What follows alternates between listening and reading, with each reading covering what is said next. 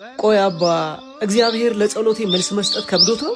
ጠይቁ ይሰጣችኋል፣ አንኳኩ ይከፈትላችኋል ብሏል። ልሰራ ያሰብኩትን ስራ ላለፉት ዓመታት ጠየቅኩት፣ ለዛውም በእምነት ግን ለጸሎቴ መልስ ላገኝ አልቻልኩም። አይ የኔ ልጅ በአንደበቴ ብቻ እየጠየቅከው እንዳይሆን። ታዲያ በጉልበቴ አልጠይቀው አባ? በጉልበቴ በድካም በላብህም ጠይቀው። አልገባኝም አባ። ጠይቁ ይሰጣችኋል አይደል እንዴ የተባለው? ለዛውም በእምነት ነው የጠየቅኩት። በእምነት ከጠየቅከው ያሰብከውን ስራ በእምነት ለመጀመር ለምን ፈራህ? እንደሚሰጥ አምኔ በአንደበት ከጠየቅከው እንደሚያስፈጽምህ ማምኔ ለምን በተግባር አልጀመርከውም? አየህ የእውነት እምነት የለህም ማለት ነው። መጠየቅና ማንኳኳት ሲባል ብዙ ሰው የሚመስለው በአንደበታችን ብቻ እንዲያድርግልን ብሎ ማለት ነው። ነገር ግን መሞከርም ጸሎት፣ ያሰብከውን ትልቅ ነገር በትንሹ መጀመር ማንኳኳት ነው። የሚያምን ሰው በረሃ ውስጥ ውሃ ሲጠል ብቻ ብሎ አይቀመጥም። ውሃ እንደሚሰጠው ማምኖ ይቆፍራል እንጂ። ምክንያቱም ለአማኝ ሰው መቆፈርም ማንኳኳት ስለሆነ የአማኝ ሰው ጸሎት ከአንደበት ይልቅ በድርጊት የተሞላ ነው። በአንድ የገጠር መንደር ውስጥ ይኖሩ የነበሩ ሰዎች በድርቅ ይጠቁና ወደ ተራራ ወጥቶ ጸሎት ለማድረግ ይጠራራሉ። ድንገት ግን አንዲት ሕፃን ልጅ ጃንጥላ ይዛው ትወጣለች። ሰዎቹም ለምንድነው ጃንጥላ ያሽው ብሎ ቢስቁባት ስለምዘንብ ነው ብላ መለሰችላቸው። አየ ልጄ በፈጣሪ እምነት ስኖር ጸሎት ከአንደበት ይልቅ በድርጊት የተሞላ ይሆናል። ነገ በፈጣሪ ሙሉ እንደምትሆን ካመን በባዶ ሜዳ ያሰብከውን ጀምሩ። አንተ እንዳልከው ጸሎት በእምነት የተሞላ ከሆነ ዝናብ ሲጠኝ ብለ በአንደበት ከመጠየቅ በፊት ዝናብ እንደሚሰጥ አምኔ ጃንጥላ ይዘህ ትወጣለህ። ይህም በእምነትና በድርጊት የተሞላ ጸሎት ይባላል። እንዲሰጥ የምትፈልገውን ትልቅ ነገር ዛሬ በትንሹ ጀምሮ መጀመርና መመከር ራሱ እንደ መጠየቅ ነውና የአንደበትህም ጸሎት ቤት ለማደር ገባሁ። እርሷም የበኩር ልጇን ምኞትን የምትደርበት ቀን ኑሮ እንደ አጋጣሚ ሁሉ በድግስ ላይ ደረሰው። እጅግም ደስ አለኝ። አሳቤም ወይዘሮ አለሚቱ በቃል ካወቀችኝ መጣ ሲሏት ግባ በሉት ትልና ስበላ ስጠጣ አድራለሁ ብዬ ነበረ። ነገር ግን ቤተ ዘመዶቿ እነ ቅናት፣ እነ ምቀኝነት፣ እነ ተንኮል፣ እነ ሐሰት እናቶ እንደ ጊዜው የእነዚያም የልጅ ልጆች ሁሉ ያልተደመመ ሰው እንዳይገባ ያልታደመ ሰው እንዳይገባ ብለው በሩን የወጠሩ ይዘውታል። ቢሆንም የግድ ቀን ስለሆነ ሁሉም ሰክረው ግርግር ሲሉ ሹልክ ብዬ ገባሁኝ። ወደ ገበታው ቀርቦ ለመብላት ግን አልሆነልኝም። እንዲህም ማለቴ ለወጉ ለማረጉ ነው እንጂ ለሆድ ያህል እንኳ ግን እንጀራውንም ሲያነሱ ሲጥሉ የወደቀውንም ፍርፋሪ እየቀመስኩ እጅግ ጠግቤያለሁ። ያ ወዳጄ ልቤ ከኔ ጋር ነበርና ወተን እንሄድ እንጂ ሰማይ ይመስል ፍርፋሪ ለማኝ ይመስል ፍርፋሪ ስንለቅም ልናድር ነው እንዴ አለኝ። ምን ነው ወዳጄ ልቤ ሞኝነህ እንዴ? ማየትም እንጂ አንድ ቂም ነገር ነው። ደግሞስ ያ ጳውሎስ የሚባል ሰው የበሉ እንዳልበሉ ይሆናሉ ብሎ ያጫወተንን ነገር ዘነጋው እንዴ? አንደኛ ቆሮንቶስ ምዕራፍ 7 ምዕራፍ 24 ቁጥር 31። ይልቅስ መሰንቆህን እየከረከርክ ሰርገኞችን አጫውታቸው አልኩት። አሁን ሁሉም ሰክረዋል፣ ማን ሊሰማኝ ብሎ መሰንቆውን አወጣለሁ አለ።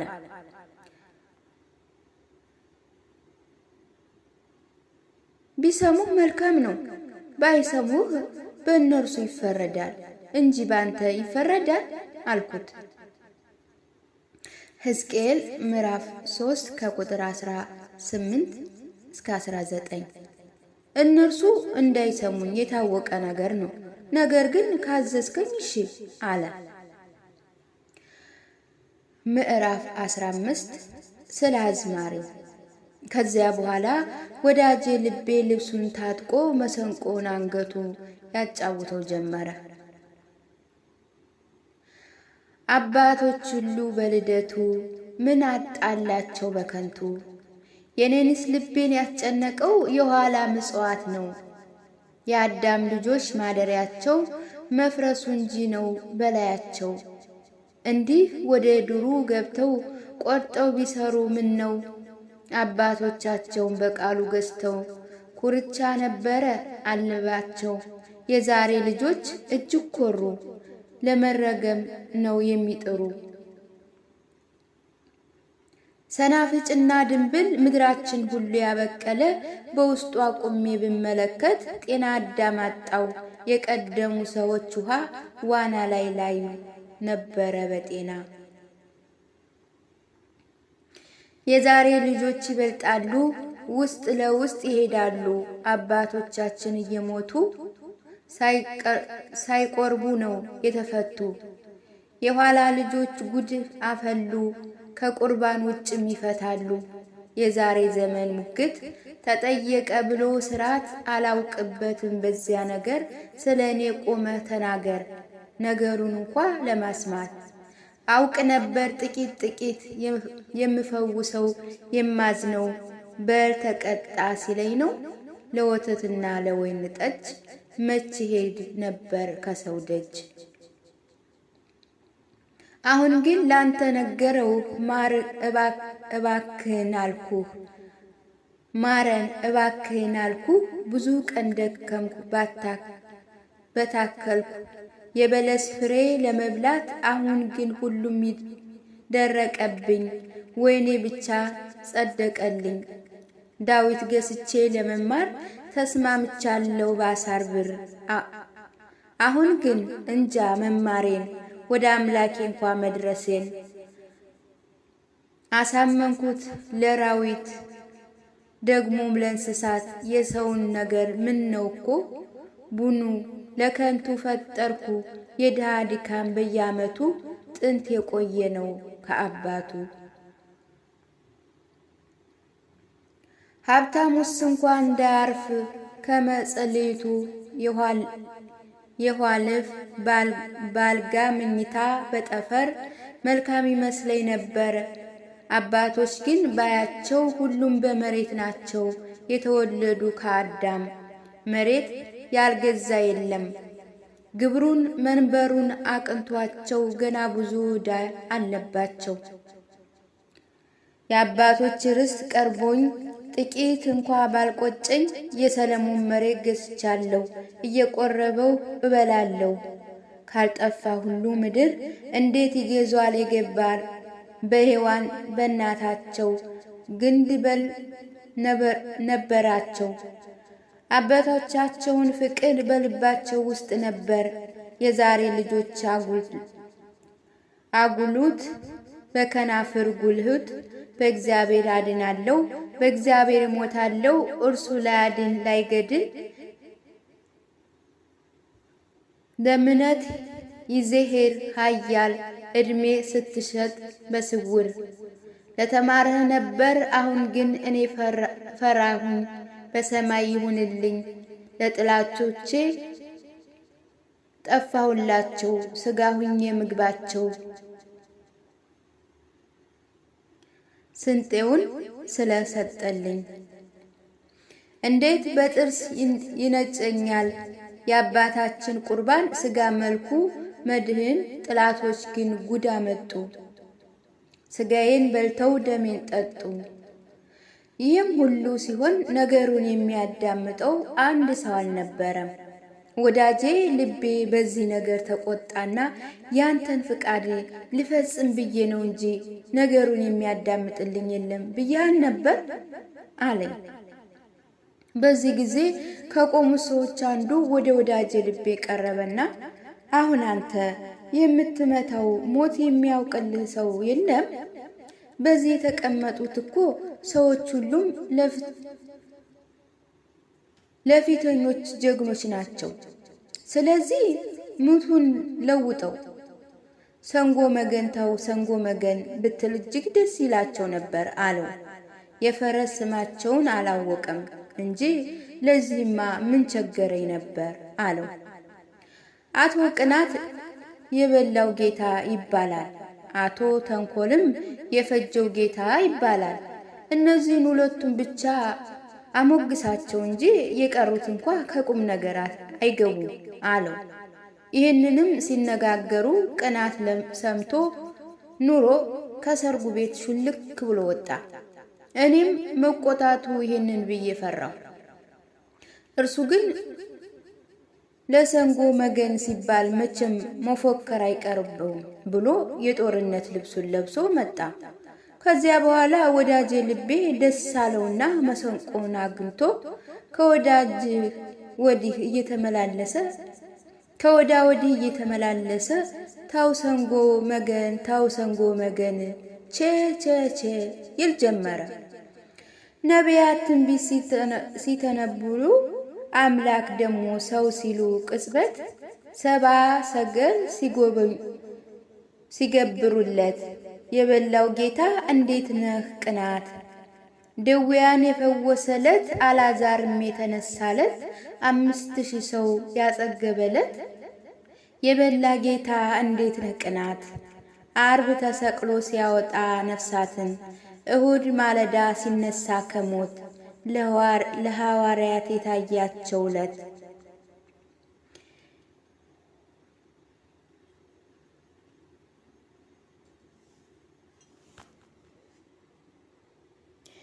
የበለው ጌታ እንዴት ነህ ቅናት።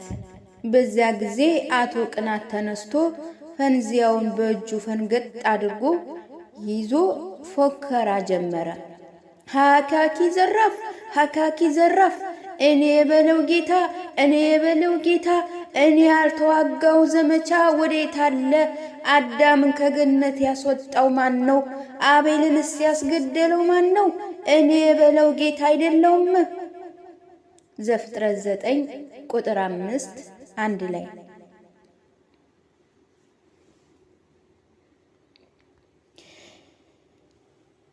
እንደው እስከ ሙሴ እስከ ክርስቶስ የነበሩትን ነቢያት የገደልካቸው ማን ነው?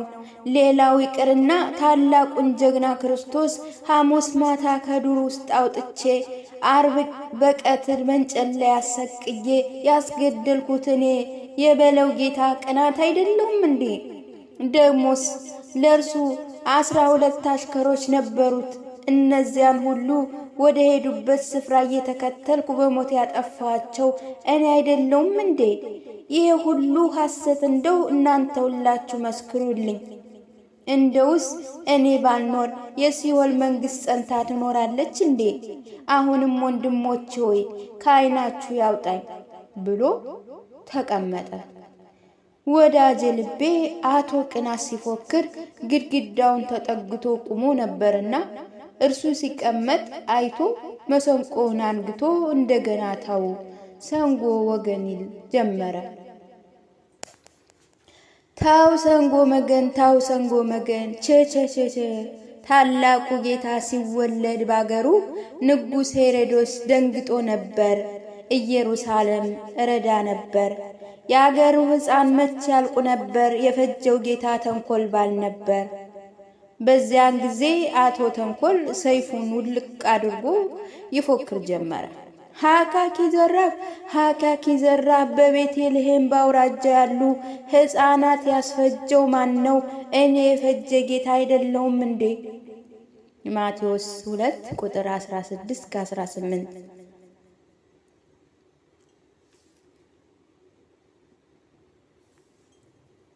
እንደው እስከ አቶ ቅናት በትር በጦርነት ጊዜ የሚቀማኝ ማን ነው?